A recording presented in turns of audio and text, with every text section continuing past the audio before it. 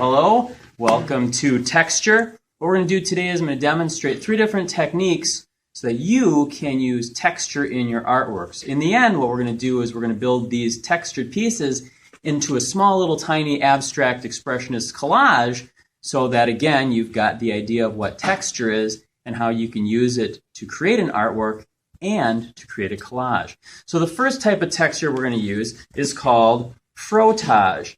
Frottage is designs and textural effects created by placing paper over objects that have raised surfaces and then rubbing the paper with graphite, wax, or crayon. And what we're going to do is we're going to use crayon.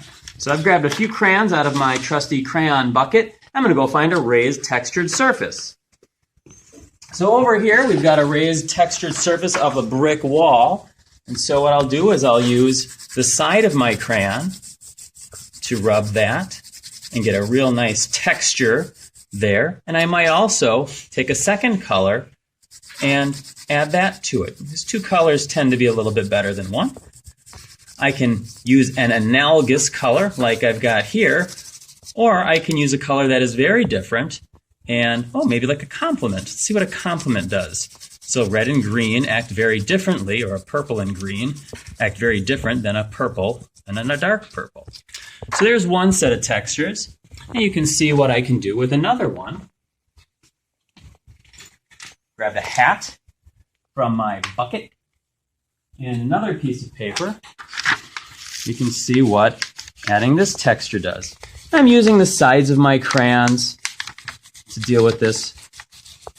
Sometimes the textures give the idea of another surface. This to me instantly looks like some sort of snake skin or something like that.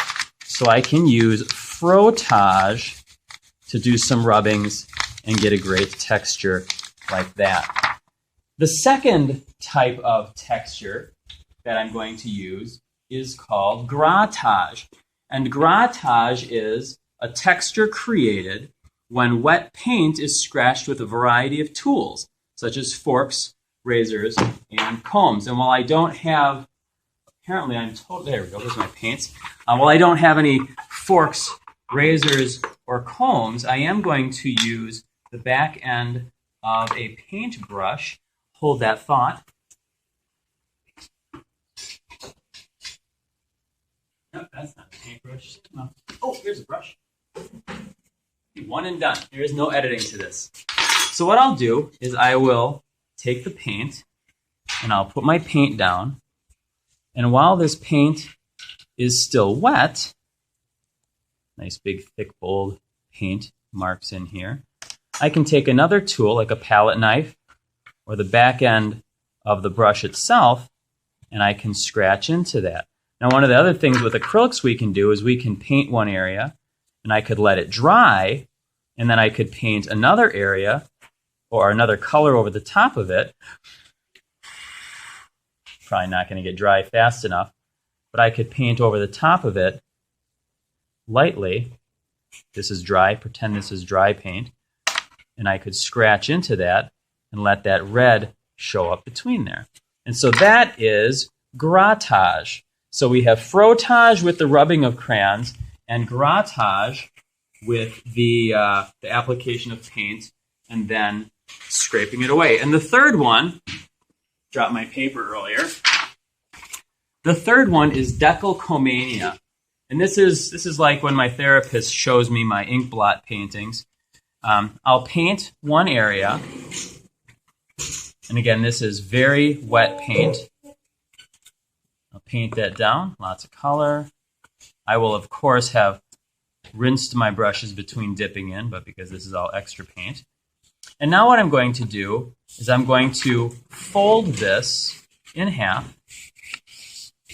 And the problem people have is they don't press down hard enough, or they forget to open it up. And once you open it up, you're going to get that great texture. So I've got really wonderful textures here, as well as the thinner textures here. So what we've got is Frottage with the rubbings, Grattage with the scraping in, and Decalcomania.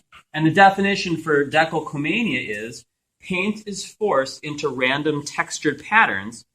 Paint is placed between 2 canvases, surfaces, and then the canvases or paper is pulled apart. So those are our 3 different techniques: frottage, grattage, and decalcomania. Thanks. Time to collage.